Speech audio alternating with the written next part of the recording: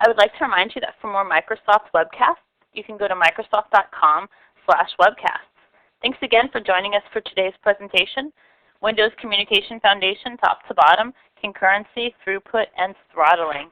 It's now my pleasure to introduce our presenter, Michelle Leroux Bustamante. Michelle, you now have the floor.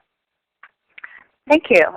Welcome, everybody. We are about to get started with our webcast on concurrency, throughput, and throttling. My name is Michelle, and I am an architect with iDesign and a Microsoft Regional Director, among a few other things I do with my spare time. And the things that you want to note on this slide is that today's code, you can download all of the code, in fact, for my book, Learning WCF, at thatindigogirl.com. So the reference is on this slide here. And then my other weblog also has other resources, including links to all of the webcasts that we've been doing. So just remember the links, and I'll remind you again at the end of the webcast. What we're going to be covering today are throttling and concurrency settings. So we're going to focus on sort of the next step of what I discussed in the last webcast, which was focusing on instancing modes related to the service objects that are allocated to serve requests. And I'll revisit that briefly as I go through this webcast. But today we're focusing really on how many concurrent requests can I serve given instancing modes, the various options. What does that do to our resources that we need to protect from concurrent access, and how do we protect those resources? And then we'll talk about how we can actually control the number of concurrent requests, and maybe some thoughts on what kind of settings you should use out of the gate when you deploy your services to production. Obviously, there will be some things to talk about there in terms of fine-tuning those results based on your personal setup. And then, in addition, we'll talk briefly about load balancing scenarios and what WCF service concerns there are around that. As a prerequisite, I'm assuming that you've got some experience with .NET, of course, and that you've at least gone through some of the initial webcasts we've done or have some experience building WCF clients and services, and of course the basics about contracts so that you're not lost with some of the details here. And so as far as the agenda goes, we're going to start by talking about concurrency modes, which include single reentrant and multiple concurrency. And then we're also going to talk about throttling behaviors and load balancing, as I mentioned before. So let's start with concurrency. Just in general, what do we worry about when we think about concurrency? And I guess the short answer is that anytime you have a multi-threading situation where multiple threads might access the same resource, whether that resource is a database, whether that resource is a runtime cache, or an object in memory, at any point in time that we're going to modify any sort of memory address, for example, we need to concern ourselves with preventing concurrent access. For example, if I'm going to add to a dictionary, I need to make sure the keys are unique. And if two threads try to do it at the same time with the same key, one of them is going to lose, right? So we need to think about how we protect and when we need to protect concurrent access to resources in a WCF scenario. Now, by default, fortunately, WCF services, at least the service instance, is protected from concurrent access because the concurrency mode setting is initialized in that way. So I'll discuss that.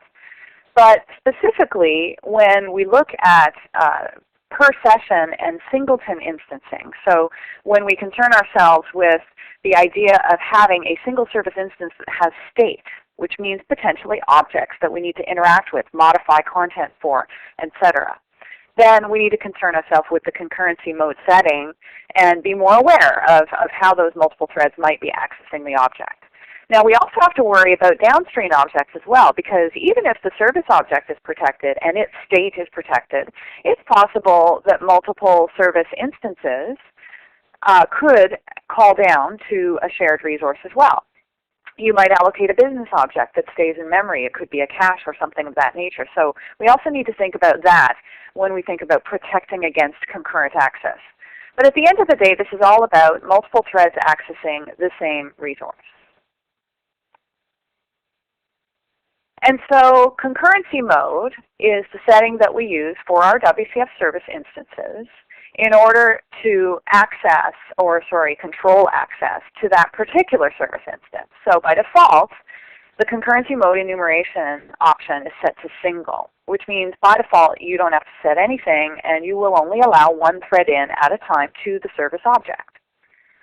But there are a couple of other modes like reentrant and multiple which may be necessary in certain scenarios, and I'll discuss some reasons why you might need that as I go through the webcast. But let's just start by talking about how we control the concurrency mode, and that would be done by setting on the service instance.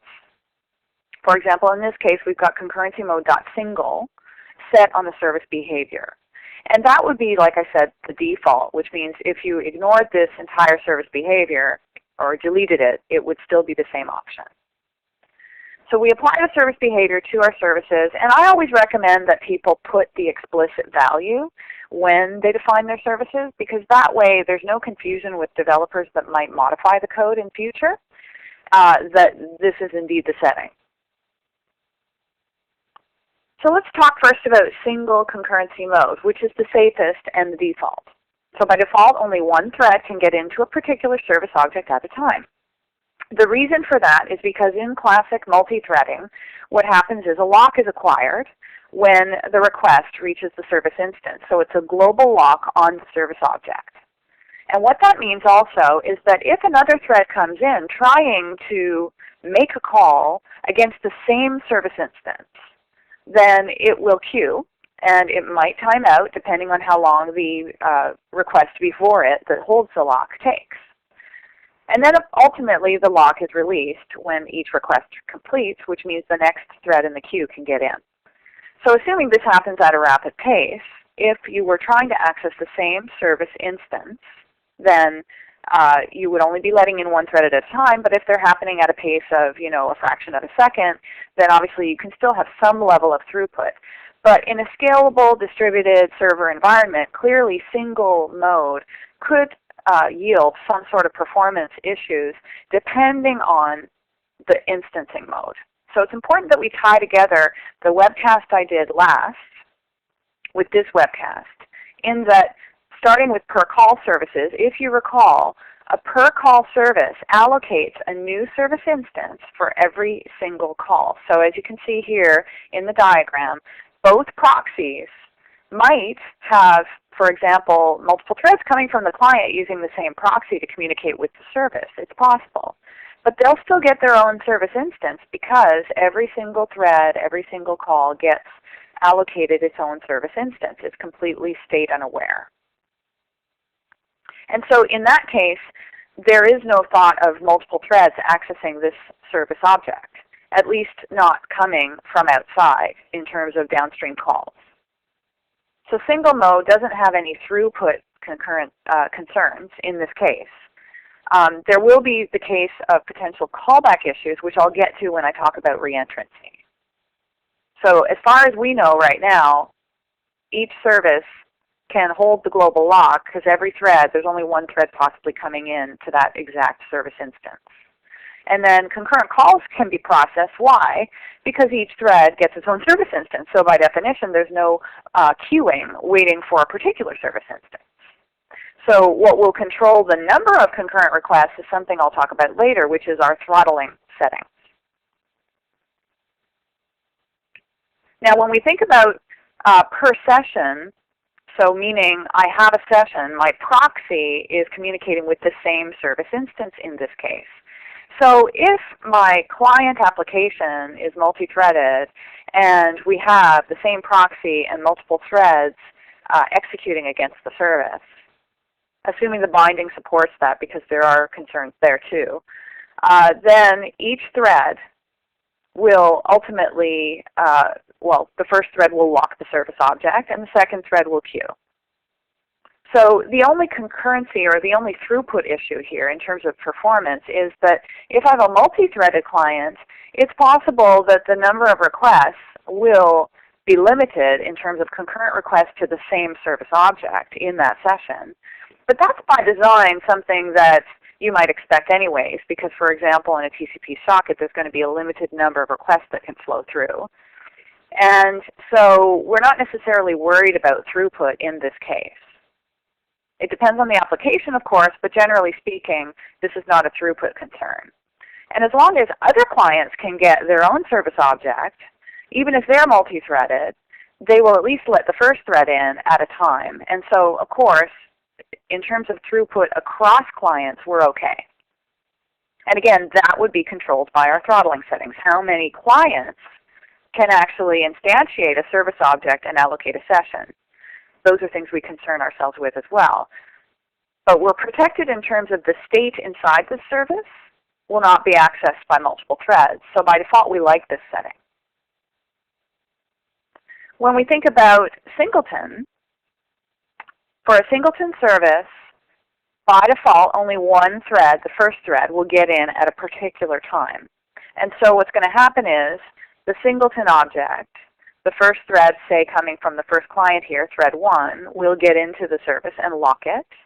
And then if it's a multi-threaded client or if there are other clients, they will queue waiting for the first thread to complete, and the next in line will get in. And so again, we're protected. But the concern we have here is that, of course, the nature of a singleton is that it is the only object, and therefore it will be a bottleneck potentially if there are many, many clients trying to get into the same service. And so having single mode implies that only one thread can execute at a time. This is the number one reason why we concern ourselves with not deploying singletons to a server environment, because by nature, a server environment might need to support thousands and thousands of requests. Not necessarily concurrently on the same machine, but certainly within, a 15-minute period, right? And so we want as much throughput as possible. Now, there's a trade-off, of course, because if we allowed all of these threads to access the singleton service at the same time, then if there's any state inside the service, we have to protect it some other way. And so I will talk about in a few slides when we get to multi-threaded mode how we can increase throughput to a singleton and yet at the same time protect the resources, and yet at the same time, while protecting those resources, gain a little bit more throughput than we would have had if we just put it on single mode. So to put that another way, the default behavior of WCF is that single mode will only allow a single thread at a time in, which is the safest possible way, but it's something that we call a global lock on the service object, which means no other threads get in, which means if these two threads are trying to access a different resource, there is no way for the single mode to know that thread 3 should be allowed in because it's protecting a different resource. We'd have to do that with hand coding in a different way. And we will look at how to do that. Now, just to sort of set the stage here, let's take a quick look at a couple of scenarios. I'm going to actually share my slides here, or share my desktop, I should say. And what we'll do is take a look at an example where I have a counter service. And currently this counter service, again, just has a simple increment counter call. And if we look at the behavior for the service, it's a per call service right now. And that per call service, when any request comes from the same or multiple clients, they will each get their own service instance. So it doesn't matter that my concurrency mode is by default single. Okay, so like I said, the default is single. Sorry, just spelling that wrong. Concurrency mode equals. Okay, so it doesn't matter that this is a default single mode because every single request will get its own object and its own counter anyways. And of course, the message box just indicates that we're queuing. Now, of course, it also depends on the binding that we're using. So I'm actually going to use basic HTTP binding as an example here since we don't need a session. And I'm going to go to my client application and set that up the same way.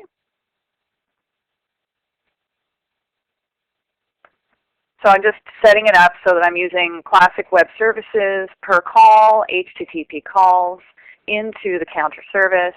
Every request will get its own instance of this counter service.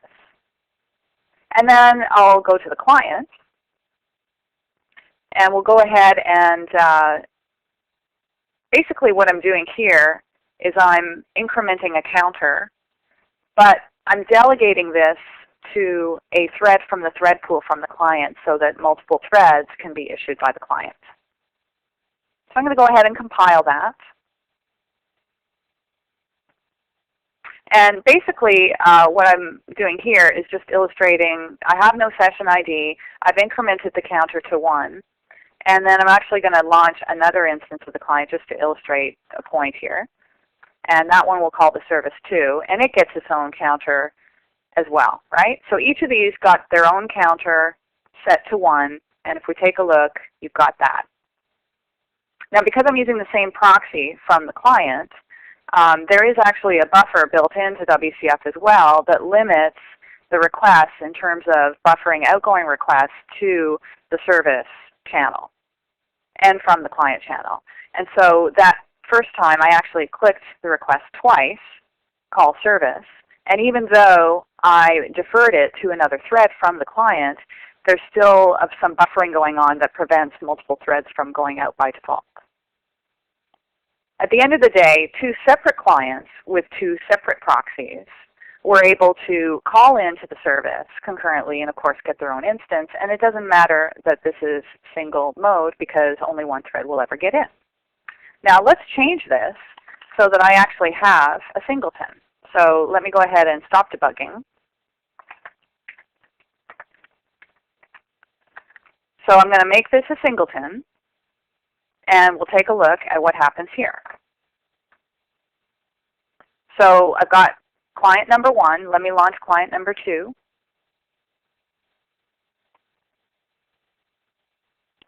And we'll call the service from client 1. We'll call the service from client 2, but I'm blocking now.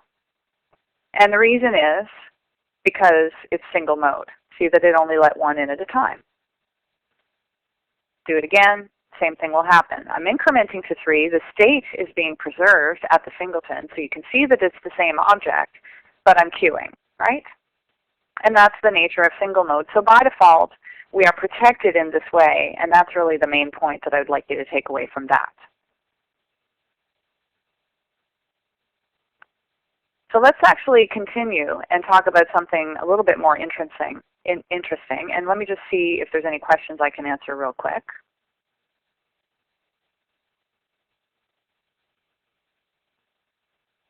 And let's see, what's the difference between reentrancy and concurrency?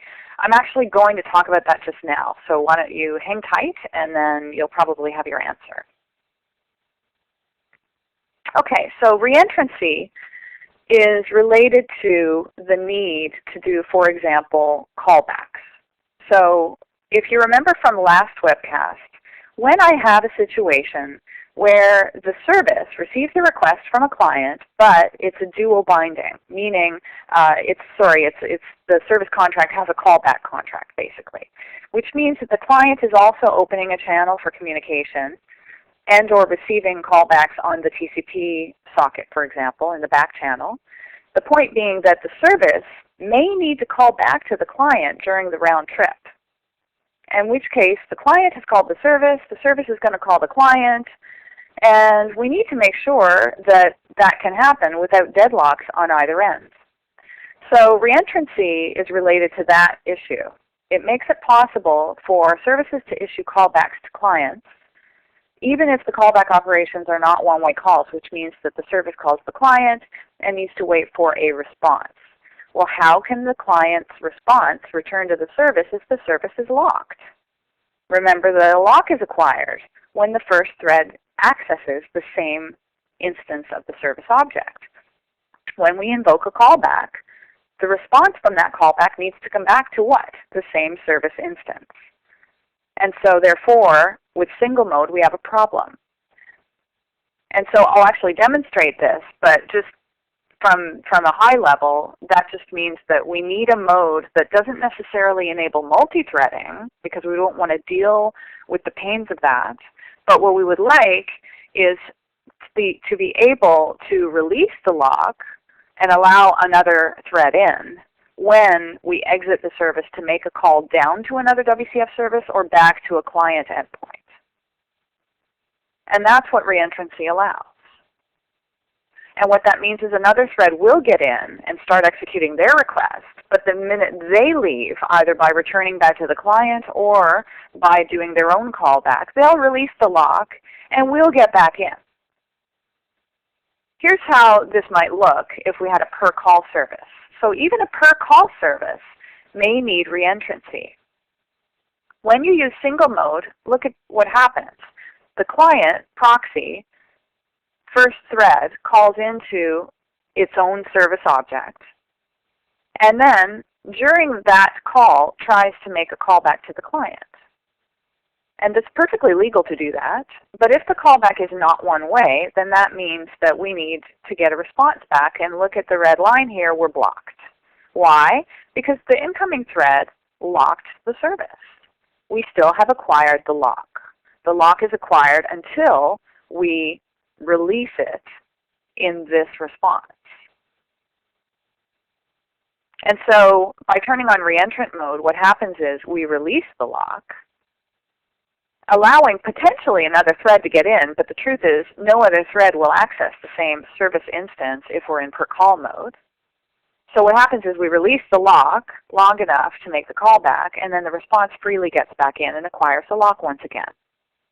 Now in theory, that does mean that in between the callback and the response, that service object, potentially, if there was a way for another thread to get into it, could alter the state of the service object. So you do need to make sure that you don't have some strange configuration in your services that allows another thread to get in. For example, let's say you spin a bunch of threads off in the service operation, which I wouldn't recommend anyway. You could create problems in theory. So as long as you're doing a more classic approach where the service isn't itself multi-threaded, it might call down to some business objects that do other things, but don't let those business objects call back up, for example, or don't let this service call another service that calls back in, which would create a recursive problem potentially. So you get the idea. If we're programming soundly, then reentrancy is pretty safe.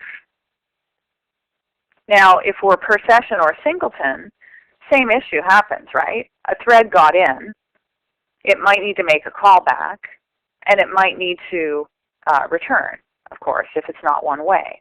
And so the way we get around that is obviously release the lock. Now in the meantime, if the client is set up a certain way that the proxy can get another thread in to this session, then that second thread might be busy for a bit, and we might block until reentrancy, the second thread completes. And then the callback response will get in and complete its job. So we do have to worry about state if we have a multi-threaded client situation into our session full services.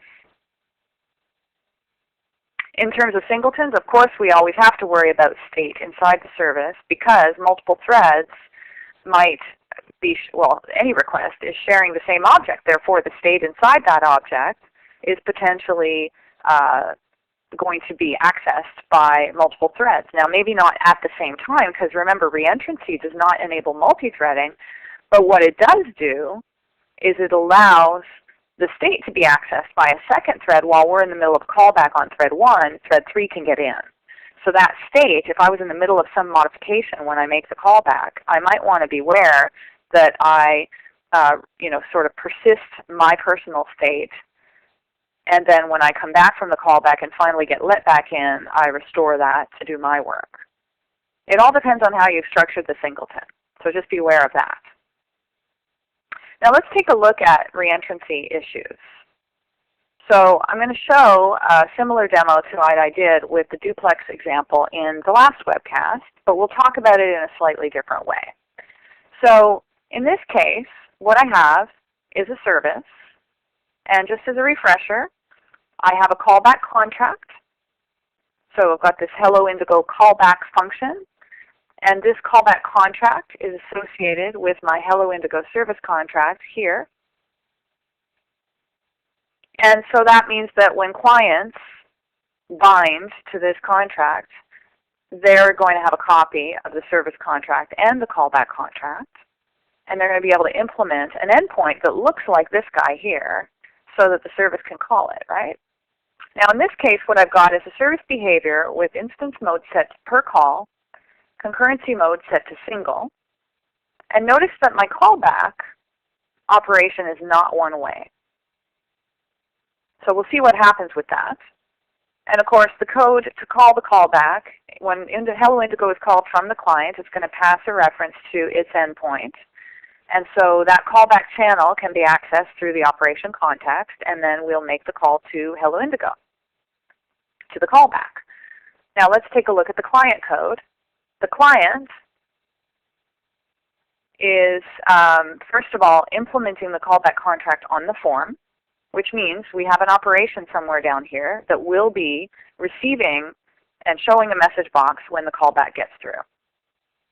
In order to allow the client to receive that on the UI thread, we've set synchronization context to false, which basically says, look, when you construct the endpoint for the callback, do not construct that channel to listen on the UI thread. Let's allow it to receive calls on another thread, which means every callback that comes in would get its own thread in theory if there were multiple at once, which makes this a multi-threaded client, by the way, which means that my client application, if I talk to any of the form properties, let's say I want to set a text box or something like that from my callback, because this will be received on another thread, I will need to use classic .NET multi-threading approach to protecting UI resources. So I have to use invoke to set properties and so on. That's not a WCF thing, it's a .NET thing, but I do have samples in my book code that go through all kinds of UI scenarios and illustrate how to protect concurrency at the client.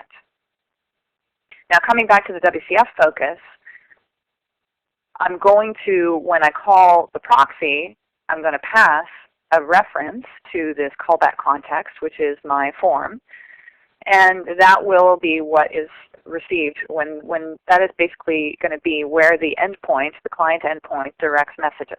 So we should see this come back. That's the point. So we're going to make a call to the service, and we're going to expect a callback at the client. But it's not going to work because it's single mode. We're not releasing the lock.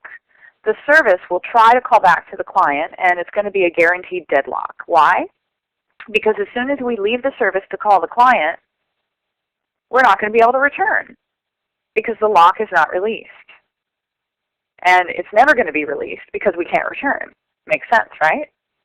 So it actually says that the operation would deadlock. So we're getting a message that's indicative of the actual problem at runtime.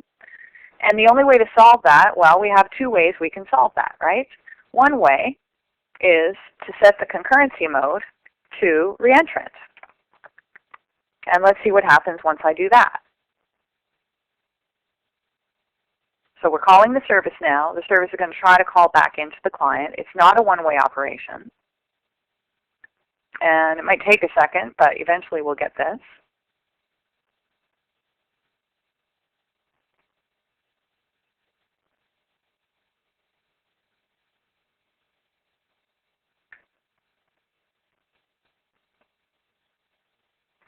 Oops.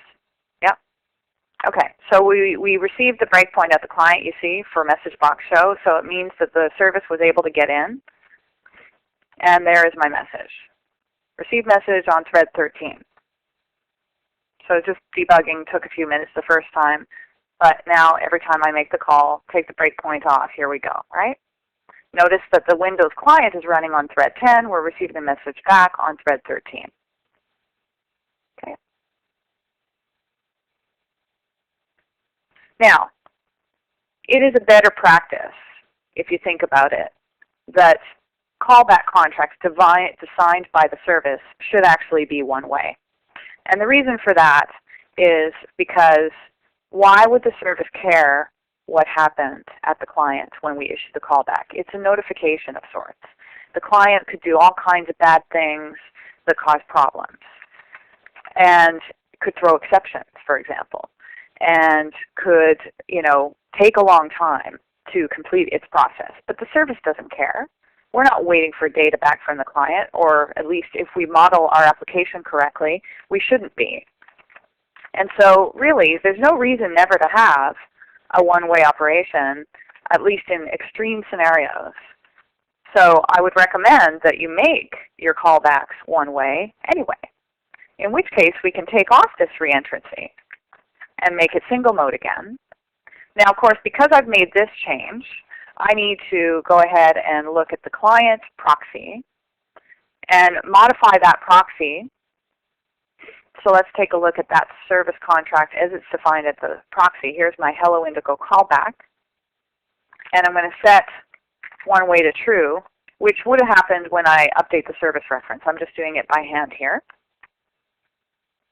And now, because it's one way, when I run it, we're still going to be able to get through, even though it's single mode, because there's going to be no deadlock. It might take a long time the first time again.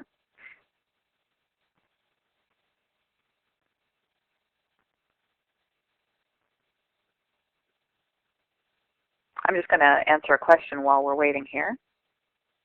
Can I explain why we would have to use invoke, that it's part of .NET and not WCF? Yes. When the callback is received at the client, what's happening is the client receives that callback on another thread. Now, if you want to set a property on a text box or a list box or the form, basically since .NET 2, you're not allowed to directly set properties from another thread. Why? Because it's a potential concurrency issue.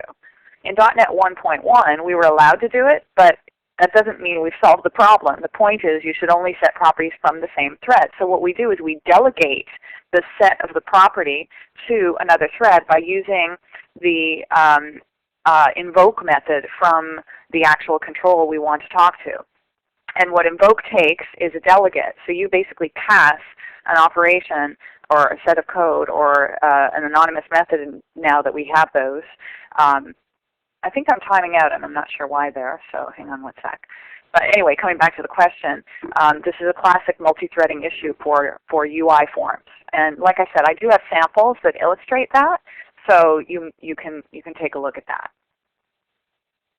Okay, now probably didn't recompile things properly here, so let's go ahead and make sure I've checked some things here. The service, I made the operation one way, that's correct. And the client, just to double check, not using synchronization context, that's good.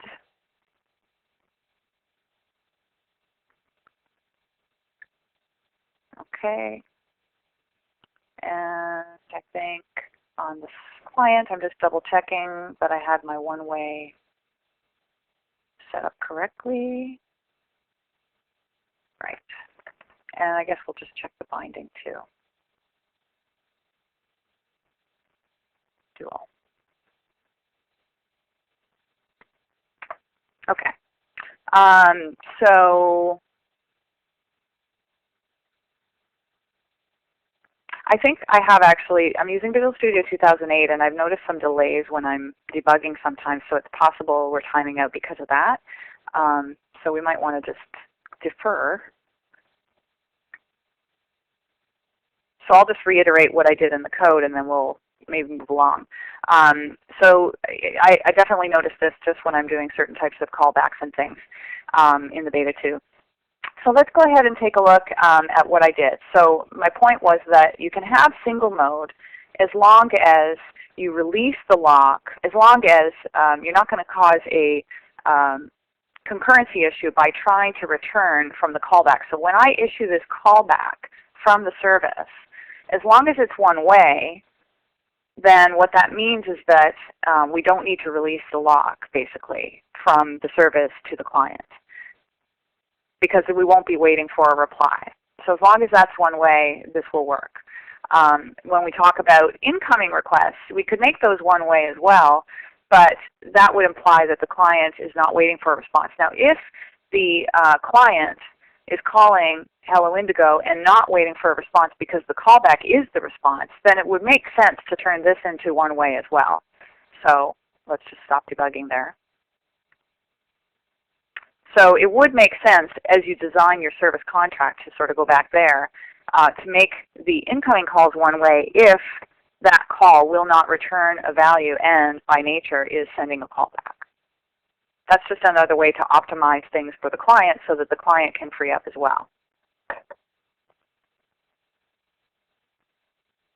Okay, so let's talk about multiple concurrency mode, which is a little bit more interesting. And just to revisit, single mode is the safest and that's the default. Reentrancy is necessary for a particular case, meaning when we're doing callbacks, releasing the lock for only that purpose, but still only letting one thread in at a time. And by definition, again, that will always be necessary whether we're using per call, session, or singleton services if we're doing callbacks. Okay? Now, when would we need multiple concurrency mode? Well, if we're using per session services with multi-threaded clients, or more likely, really if we're using singleton services that need any number of clients to access the same object. So I would avoid multiple concurrency with per session if possible, but I might need to consider it for singleton services, and that would be so that I can increase how many requests can talk to the same singleton service at the same time. Now, why would that be okay? What about protecting resources? Well, we have to think about what are the resources we're accessing. It's possible we have 10 operations on the service.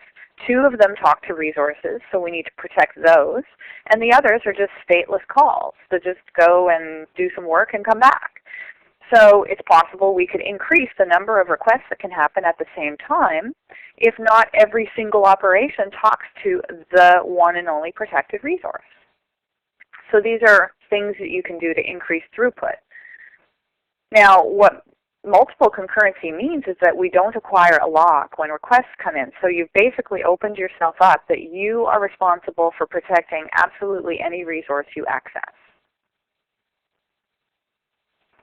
And that means not only the service object and any state it holds, but also any downstream calls, which are always something you need to think about. So take a look at it from this perspective. Okay? A per call instance has a proxy that makes multiple calls and each gets their own service object. But it might talk to a shared cache, so we might need to protect that cache using custom .NET multi-threading techniques. When we talk about clients that are per session that allow multiple threads out, then there might be a state inside that service, and we need to protect the state. So you'll see the red bar is protecting access to the state itself. No longer protected at the service, we must protect the object itself. And lastly, with a singleton, we've got possibly multiple states, in which case the first thread that accesses the state acquires the lock. The second thread, be it from another client or the same client, blocks and waits. But if we have 2 types of states, then there's no reason why we couldn't allow multiple threads in at once. In this case, thread 1 and thread 3 are processing at the same time because they're talking to different objects. We're protecting those objects with different .NET multi-threading techniques. Instead of getting a global lock on the whole service, which would have blocked thread 1, 2, 3, and 4 until 1 was finished. You get the idea. And so we can use monitor as a global locking mechanism, which basically means you're locking either the object with the monitor or you're locking the service object with the monitor. We can use mutex, which gives us more granularity, or semaphore. So critical section protection, meaning a block of code is protected. We've got read-writer locks for, and interlocked actually, for example, interlocked is useful if you're just incrementing a number, for example. So it's a very quick and speedy way to just protect the integer, for example. So let's take a look at some examples related to custom multi-threading techniques. And I'll share my desktop again. We'll actually move on to a different example. And the one we're looking at here is, first, I'll look at global locks. Now, let me take you through what this sample is doing first. What we've got here is a service that has a send message function that receives just a string. And I've made it one way so that the client can have some throughput and do some multi-threading into the service. Now, all this is I receive a message, I receive a message, I receive a message. So what's important is what we do with that message when we receive it. So let's take a look at the first operation. What it does is it seems to add the message to a dictionary. So I've got this integer that I'm incrementing, and I've got a dictionary that I'm adding to. And then in message 2, I'm doing the same. And in message 3, I'm doing the same. Now, what that should tell you is that if I get multiple concurrent calls without any multi-threading protection, which right now I've commented out, then what's going to happen is I could have 2 threads competing to add to the dictionary at one time. And imagine if they both try to add at the same message counter. Then we're going to have a problem, right? Because we need the key to be unique. So basically, what the client is going to do, if we take a look, is it's going to loop and do a bunch of asynchronous sends to send 200 messages in a row so that multiple threads will get in. And button 2 will do the same, and button 3 more or less does the same. So I'm going to run it and give you an illustration without protection. So send message 1, send message 2, let's say, and at some point we're going to fail here, right? So right now there's a bunch of calls getting pushed through. In fact, I think I'm even putting it to the output window if we were to show that. So you can see that's happening.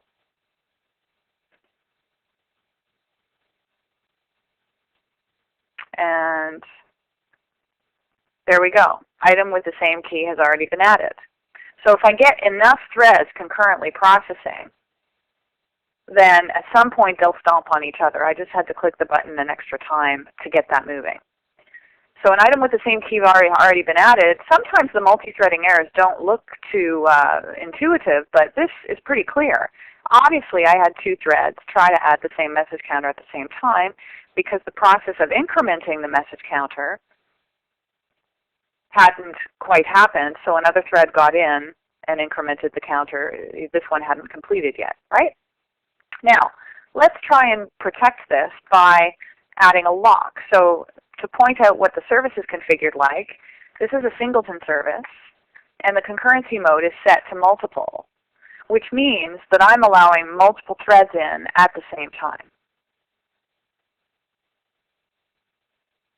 So by definition, I have to protect the dictionary and the counter myself.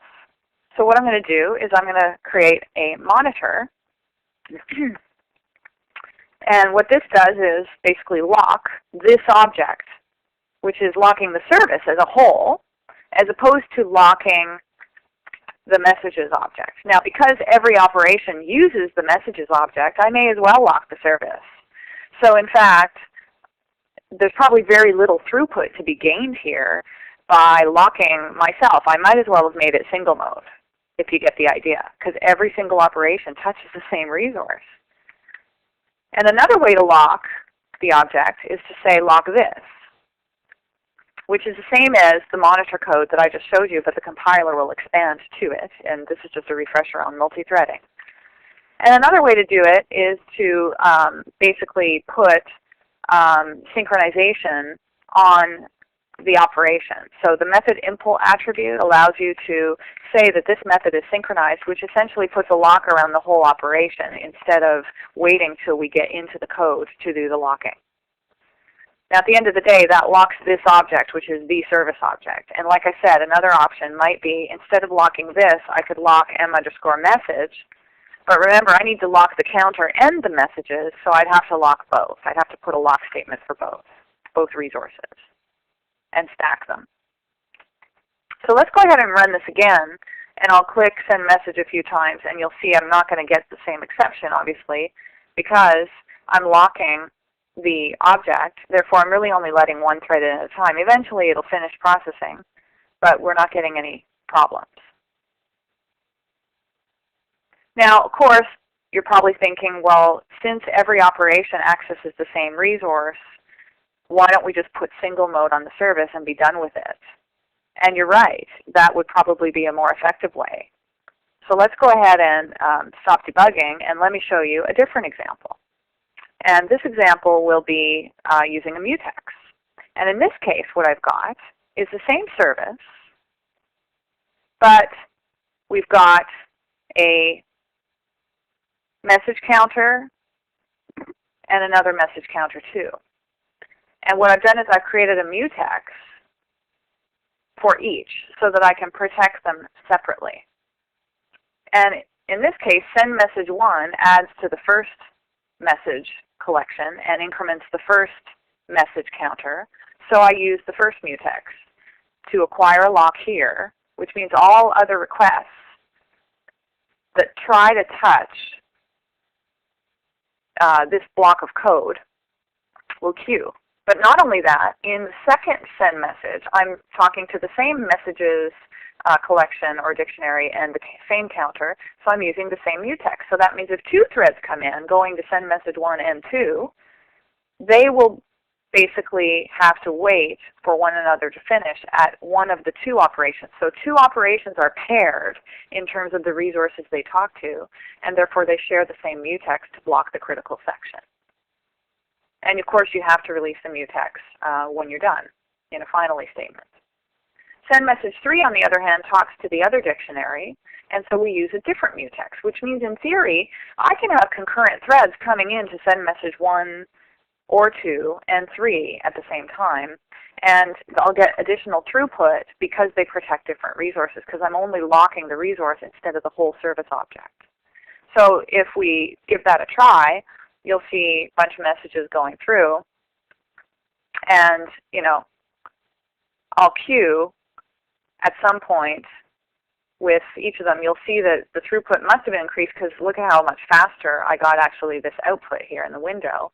But I didn't get any concurrency issues no matter how hard I try, right? So it's sending 200 at a time, no problem.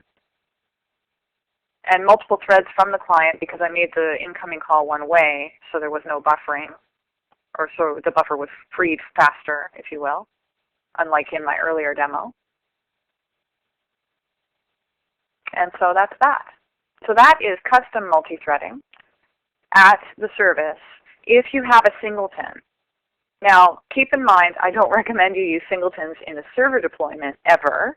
You have to have a really good reason for that, and it probably should be a case where it's not a high throughput environment. But if you're using a singleton at the client because you have multiple client threads going on that need to share some state or some runtime values, then in that case I would consider it and maybe think about making it multi-threading. I'm just going to see if there's any quick questions. So somebody asking about semaphore and mutex implementations. So it's not implemented in WCF, right? It's actually a .NET thing. So basically it's not related to the WCF synchronization. WCF synchronization is at the service tier.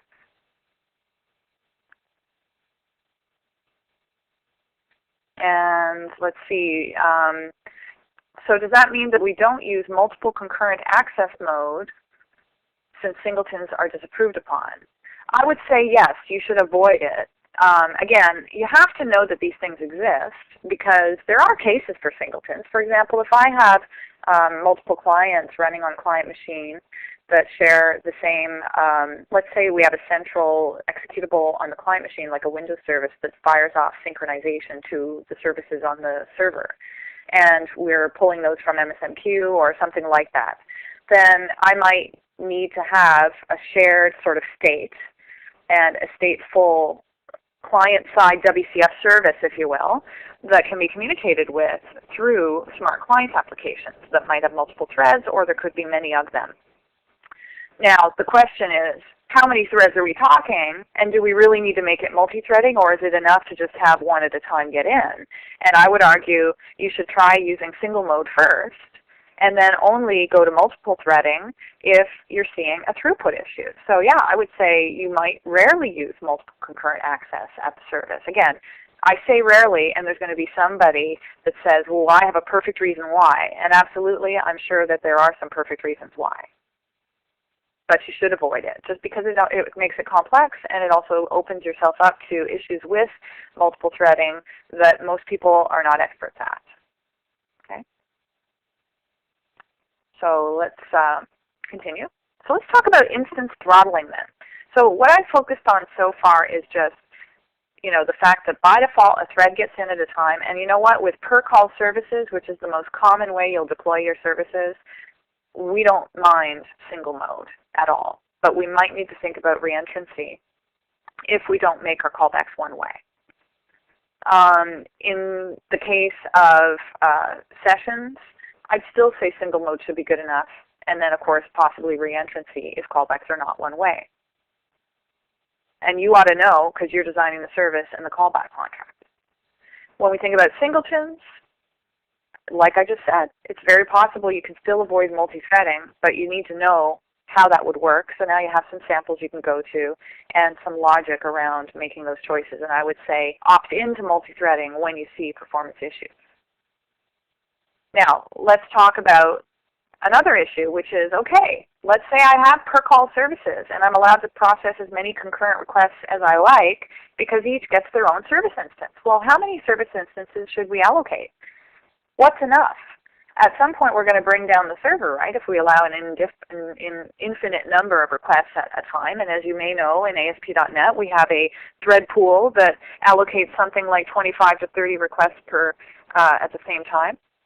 And in WCF we have a similar throttling behavior that allows you to control how many concurrent calls are processed, how many concurrent sessions can be processed, and so on.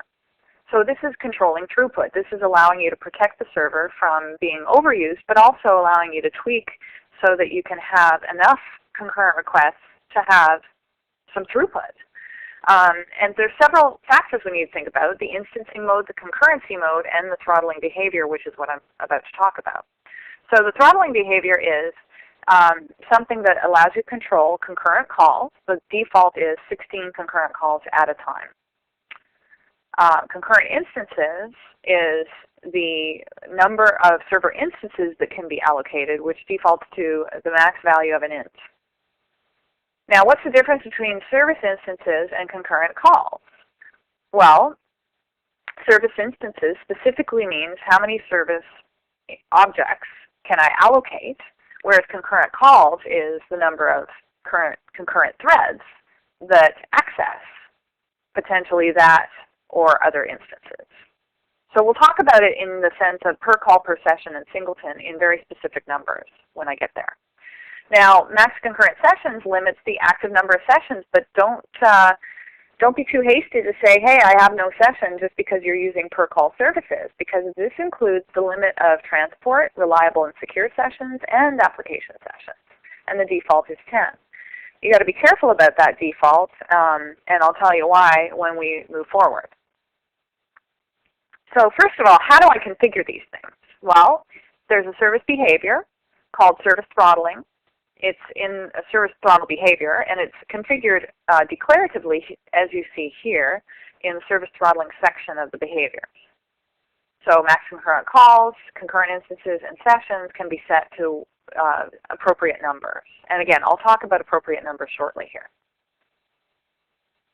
The service throttle behavior can also be set programmatically, and this is something that you can do with a lot of the behaviors, actually, any of the behaviors. You can do a search on the service host instance to find a particular behavior if it has been configured, and if it has not been configured, for example, I can set it.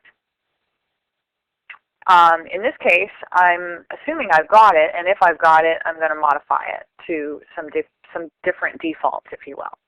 So you can code into your application some defaults that you prefer to see used. So I'm going to actually first, before we talk about good numbers, I want to just show you what happens when we use these different settings. So let's do that first. And here is my quick example. Now what you'll see in this example is that I have a behavior for per call, a behavior for per session, and a behavior for singletons. Let's look at per call. So the per call service basically, again, means I have per call and I have a counter. So we're going to see how many concurrent requests and how many concurrent instances can I issue to the service. So I'm going to call the per call service twice, and you can see I've got 2 concurrent instances. So each of these got their own object, their own service object, plus, of course, their own. They're both concurrent calls, meaning regardless of the service object being used, it's a concurrent thread executing right now. And the third is not going to get in. Why? Because if we go back to my host, I'm only allowing 2 max concurrent calls and 2 max concurrent instances. Sessions in this case are irrelevant because I don't have a session in this binding. Notice I said in the binding. I don't have a session for the application because it's per call.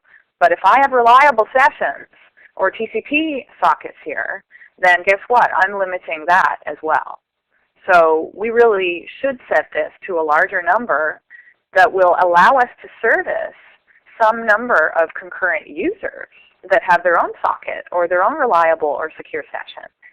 And that would be a much larger number, potentially, some percentage of the overall user base that you expect to be online.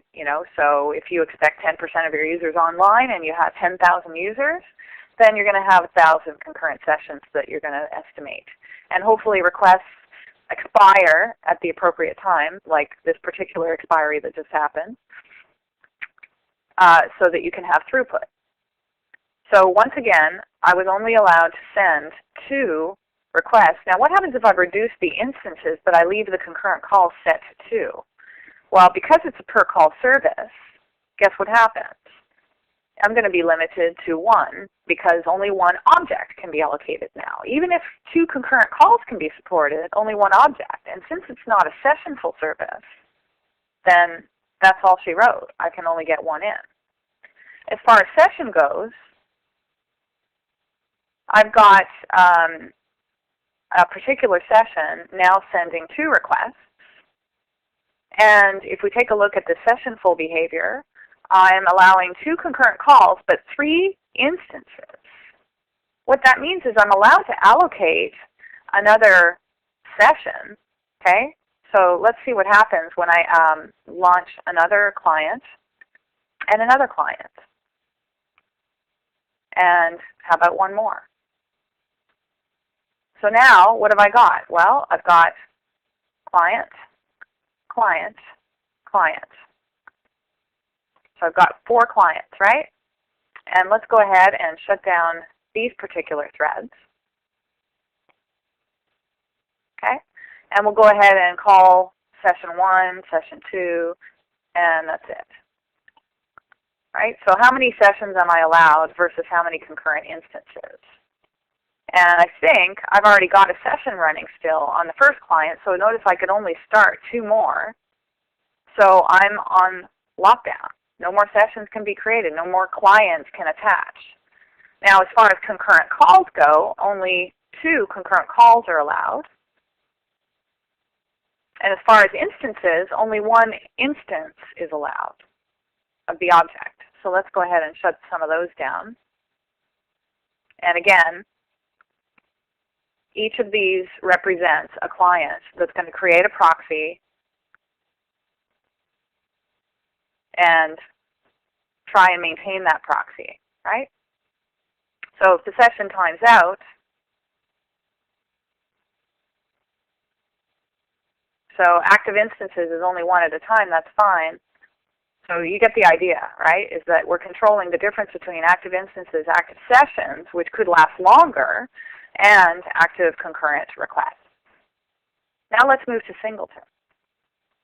So in the singleton settings, we've got 2 concurrent calls, 1 instance, which is the default, and that's, which is what we would expect for a singleton. Only 1 instance of the object is ever allocated. And in terms of concurrent sessions, let's allow 2 concurrent sessions and 1 concurrent call, just to illustrate a point. And we'll have client number 1, and we'll get client number 2. So now we've got 2 clients trying to communicate with the service. Only 1 call, though, only one concurrent, let's make sure I remember correctly what I said. So one call, but 2 sessions is allowed. So basically I've got my 2 sessions, meaning 2 different clients that can call, but only one call at a time, so the second one gets in there. And as far as the 3rd session goes, that would mean another client is coming in, but notice I'm waiting. I'm waiting, I'm waiting, because what I need is for one of these other guys to get shut down, and guess what happens? My message gets in.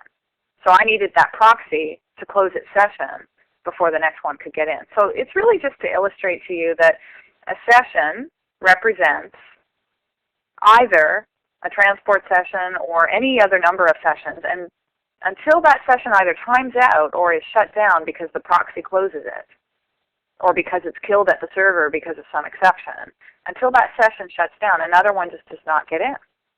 So we need more sessions than concurrent calls or instances. Now in terms of singleton, what we would expect are potentially different behavior than per call or per session. So let's just review some best practices. So with throttling and per call, what I would expect is I need to process potentially in a particular host, let's say, 30 concurrent calls at once in order to get a throughput of, let's say, 350 to 500 requests per second. And so like with ASP.NET, which has 25 to 30 threads that can concurrently process, WCF has an option of deciding how many threads are allocated from the I/O completion ports as a maximum. And they're only allocated when used, of course. So it's not like ASP.NET with a pre-allocated thread pool. But the point is, how many concurrent calls do we need to allow through to make sure that we can get enough requests through the pipe in a particular process? So for every host process, you want to let through probably somewhere along the lines of 25 to 30 requests per second. And you might want 2 or 3 host processes, like we do with ASP.NET pooling, to allow for the throughput of 350 to 500 requests per second. Depends how long each request takes. You have to do the math. You have to say to yourself, how many services do I have in this particular host process, and how many concurrent calls do we think we can support on this server based on the amount of memory allocated on the server and so forth, and the amount of memory that might be allocated for use. So you have to do the math. That's the simplest way to put it. I can tell you that a good benchmark to start with might be to, if you only have one service in your host, use 30, because that's close to the ASP.NET allocation. And that would mean for per call, 30 calls and instances, because that's what we affect with per call. And then as far as concurrent sessions, well, like I said, if 10% of your users might be online, usually it's 3 to 5%, but let's say at a high level 10%, and you had 10,000 users in your user base, then we want to make sure that we can support 1,000 users. Now, that's across all of your server farm. So if we have 3 servers in the server farm, maybe we don't need 1,000 in one particular server, right? So we can reduce this number. But what you want to remember is, hey, when we allocate a session, if we're using per call, this is not related to application sessions. This is related to secure sessions, which means it's the number of client proxies that are hanging around that need to come back to the same server. I'll talk about that in just a minute. So the point is, concurrent calls and instances with per call should be, around 30 for the process. Now, if you have multiple services, then you might want to leave it at the default 16 for concurrent calls, and then make concurrent instances equivalent at least. If not, more is fine, but it'll still be limited to concurrent calls. And then for sessions, you have to do the math based on your user base. With per session, that means it's an application session, not just a TCP or other type of resource. So now we got to think about memory, because we know we're not allocating necessarily much memory when we do reliable sessions, secure sessions, but we certainly are when potentially we use sessions, because we might have state that we keep in memory. And if it's large images or something like that, then we can bring down the server if we allow too many concurrent sessions. So again, do the math. In terms of concurrent instances, well, that's really equivalent to sessions if we tie it to the application session, because the application session is a service instance, more or less. And then the concurrent calls would be, again, that 30 to allow throughput. When we talk about singletons, it's one object. It's, again, 30 concurrent calls for a single service, let's say, in a process. And that's just a benchmark to start you off because it really depends on your server power. And then, again, do the math on your sessions. But this time, sessions is potentially, again, you might allocate memory for each client that calls the singleton. So I think on a server deployment, again, you're going to avoid singleton. But if you had to do it, you want to be careful. So at the end of the day, concurrent calls is about throughput and the number of requests that we can get through. And if we're hosting in a Windows service, then this is going to govern, obviously, the number of concurrent requests we can process. But keep in mind that if we're hosting in IIS with ASP.NET, the ASP.NET thread pool will control the number of concurrent requests at that level, meaning ASP.NET thread is the first thread to receive the request, and then it forwards to a WCF thread, but it still blocks the ASP.NET thread unless it's a one-way call.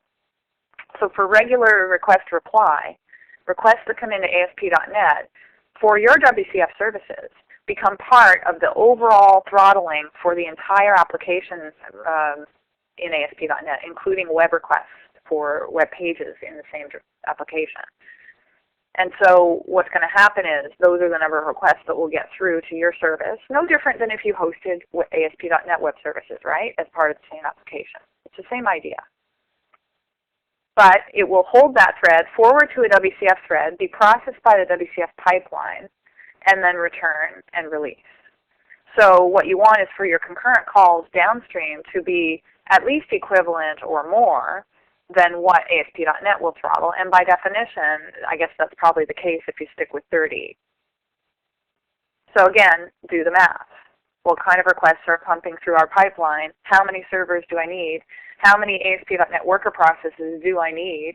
How many Windows Service processes do I need if I need to create some sort of mini WAS situation, which means I'm sort of duplicating what IIS-7 and Windows Activation Services does, so if you really need that. I think that we can safely say you'll probably avoid that going out of the gate, and you'll still be fine with throughput on a single Windows service just by increasing the concurrent calls to support it. Now let's talk about load balancing briefly. You obviously might have a server farm where multiple servers service requests, and this allows you to handle more load, right? So not only multiple worker processes or multiple threads being concurrently processed on a particular server machine, not only does that matter, but also the number of servers you could spread it across, because you can only use so much memory and resources and CPU on a particular box. What we want is 350 to 500 requests per second on a particular box as a good sort of benchmark, right? And then you do the math. How many requests do we need to process? How many boxes do we need? But the thing you really need to care about with WCF is that sessions impact your load balancing. Because unlike ASP.NET that has a stored session in a database, WCF has application sessions, which is a service object, which is on a particular box, by the way. And there is no pooling built in today. It's got reliable sessions and secure sessions, which also are allocated to a particular box today. There is no storage in database. And then we've got TCP session, for example, which would be a socket, which is on a particular box, which means we need sticky IP. So it's really important to note that with any form of session, you're going to need to funnel requests back to the same server. So for example, only with per call and no session of any kind, like basic HTTP binding, can you do this. Proxy or multiple clients can send requests, and it doesn't matter which machine they go to for operation 1, 2, it can be serviced by any machine. And that would be, again, basic web services, no session support. As soon as you introduce session, For example, application session is an object. We need to come back to the same object, don't we? So we got to make sure that we configure our firewall routers to go back to the same machine, or network load balancing to the same machine. The other thing we have to think about is if we have a socket. Obviously, it's associated with a particular machine, so we need sticky IP from network load balancing and from a firewall router, for example. Secure sessions is an in-memory thing, and reliable sessions are an in-memory thing. So again, we got to go back to the same machine. That channel is required. That channel does not exist on another machine. We got to get back to the same machine. So sticky sessions. So the summary of this is that you're going to avoid reentrancy and singleton where possible. Reentrancy is more likely necessary if you're not using one-way. Try to design your services for one-way callbacks so that you can allow reentrancy, and limit the singletons to an environment that's low throughput and few users. When you're doing throttling, consider those numbers carefully. Do the math. You can't give any one person one way to configure your services, but you can use my suggested starting points, and then you have to do the math, and you have to monitor your performance counters and see how you're doing, and then tweak them accordingly and add machines accordingly and so on. And then sessions and load balancing, consider the impact of sessions. And that doesn't just mean application sessions when you do load balancing. And with that, I've definitely gone a little bit long today because this is a big topic, but I'm going to just remind you that you can get all the code from thatindigogirl.com, and keep an eye on the iDesign site and my other blog for other code samples. And I do discuss these things in detail in my book as well if you need a refresher beyond the webcast or more detail beyond the webcast. I'm going to turn it back over for questions and answers and take a look at those while we wrap up here. Thank you very much for attending today. Great. Thanks, Michelle. I'd like to remind everyone to submit your questions now. I know that everyone's been very good about submitting those, so Michelle will get to those in a second. And I'll be pulling up a survey in a minute, so if you could fill that out before you log off, that would be great.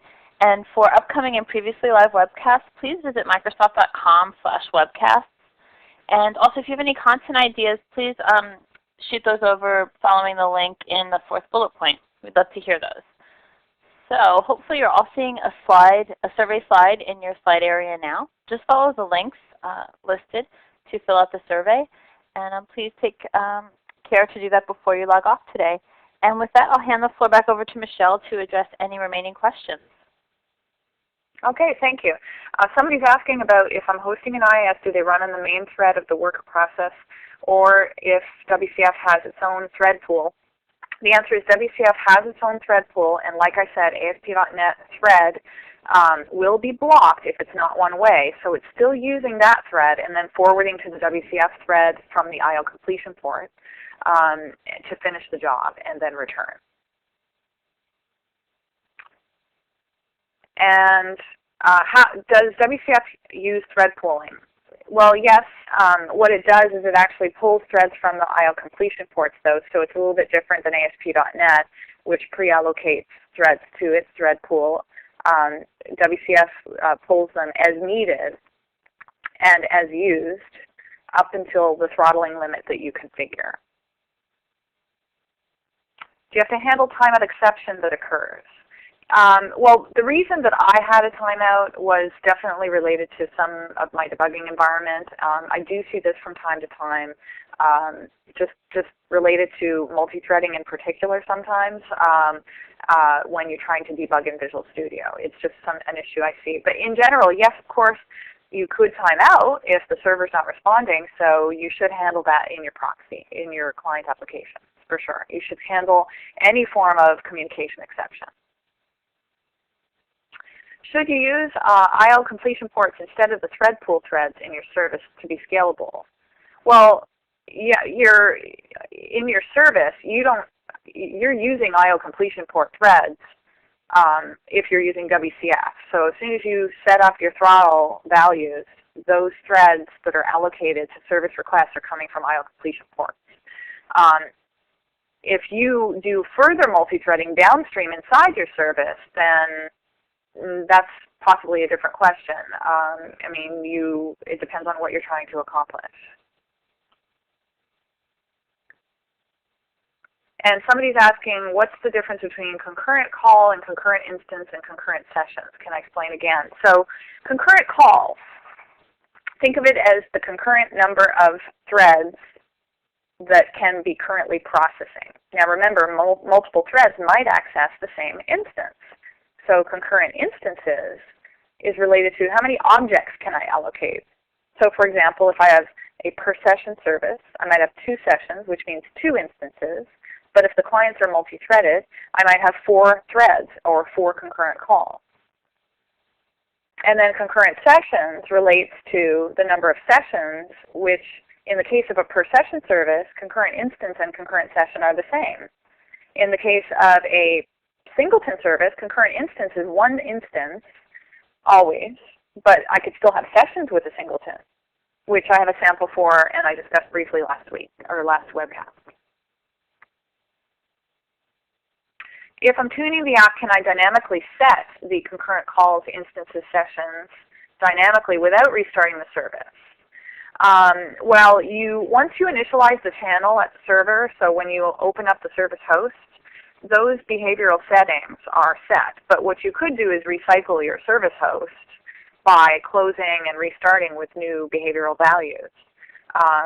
So now, I guess another way to put that is it also depends if you're using IIS or Windows Activation Service, which has message-based activation, which means that if we change a configuration setting, then a new service host will be constructed to service subsequent requests, while the old service host will be shut down eventually and not receive requests. So it's sort of like that whole idea of ASP.NET config settings where you make changes and a new app domain will be allocated with the new settings to service requests.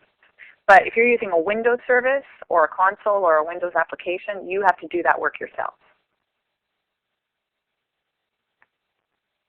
And when a per call service is in IIS, do I recommend passing a lot of XML data to the service over, or do I let the service get the data from the database?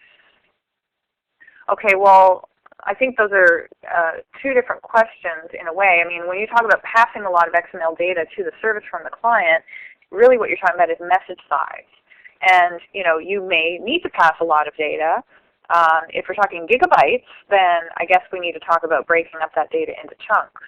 If we're talking about even a megabyte, it's possible that you can send that. You just have to think about server load. And I talked about this in an earlier webcast called Messaging Patterns. I talked about the difference between memory burden on the server versus parsing overhead versus message size and buffering. And so the options of using MTOM for optimizing binary transfer and the options of using streaming. So I think maybe you might want to revisit that for making those choices. In terms of, again, getting data from the database and the client passing a key, I guess it really depends on the application. It's kind of hard to answer that question without knowing more about what you're trying to do.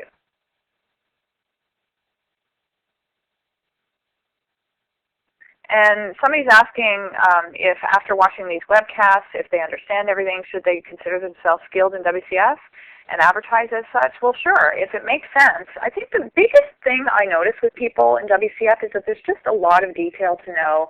And, while I might have been looking at this stuff for 2.5 years or more, people just starting out might try to build services and not realize all the things they need to consider. So if you went through all the webcasts and looked at let's say my book followed by my colleague Yuval's book, then you're going to have all that information. These are the things I need to make sure I don't forget to look at when I deploy a service, right? The other alternative is people bring in consulting to sort of review a plan to make sure the choices are valid.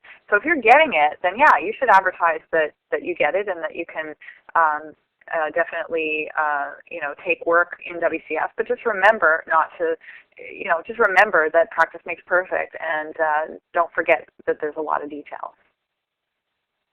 And then one of the questions is, previously I showed examples in Visual Studio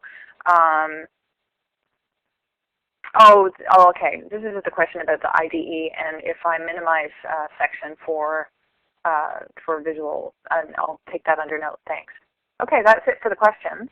Oh, wait, there's another question. Is my book enough for being a master in WCF? Well, I think that it will help you with all the main things you care about. And because there's hands-on lab, if you actually diligently follow those, you'll get it even more.